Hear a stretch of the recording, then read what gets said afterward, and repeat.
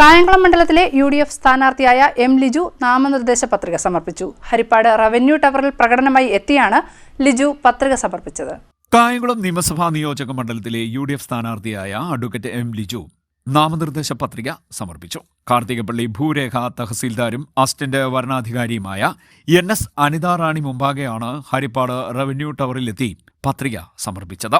പ്രവർത്തകരുടെയും നേതാക്കളുടെയും വലിയ സംഘത്തോടൊപ്പം രാവിലെ 11 മണിയോടെയാണ് M. ലിജു എത്തിയത്. നിരവധി പ്രവർത്തകർ ലിജുവിനെ അനുഗമിച്ചു. പത്രിക സമർപ്പണത്തിന് ശേഷം പ്രവർത്തകരെ അഭിസംബോധന ചെയ്ത് ലിജു സംസാരിക്കുകയും ചെയ്തു. കായംകുളത്തെ വികസന മുരടിപ്പിന് മാറ്റമുണ്ടാകാൻ പോവുകയാണെന്നും തികഞ്ഞ ആത്മവിശ്വാസത്തോടെയാണ് താൻ മത്സരരംഗത്ത് ഉള്ളതെന്നും ജനങ്ങളുടെ വലിയ പിന്തുണയാണ് തനിക്ക് ലഭിച്ചുകൊണ്ടിരിക്കുന്നതെന്നും ലിജു പറഞ്ഞു.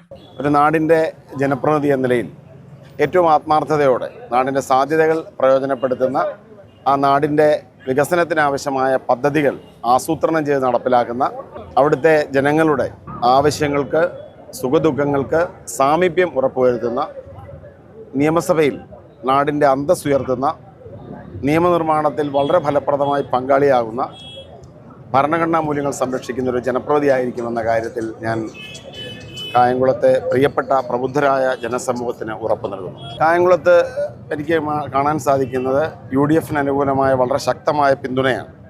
കക്ഷി രാഷ്ട്രീയത്തിനും എല്ലാ പരിഗണനകൾക്കും അപ്പുറത്ത് കായംകുളം തീർച്ചയായും ഒരു മാറ്റം ആഗ്രഹിക്കുന്നുണ്ട്. കഴിഞ്ഞ കുറേ വർഷമായി സ്ഥിരമായി ഉണ്ടായിരുന്ന ഒരു സംവിധാനത്തിൽ നിന്നൊരു മാറ്റമുണ്ടായി. അതോടൊപ്പം തന്നെ കേരള ജനതയും മാറ്റം ആഗ്രഹിക്കുന്നു എന്നതിൻ്റെ കൃത്യമായ പ്രതിഫലനം കായംകുളത്ത് കാണാൻ സാധിക്കും.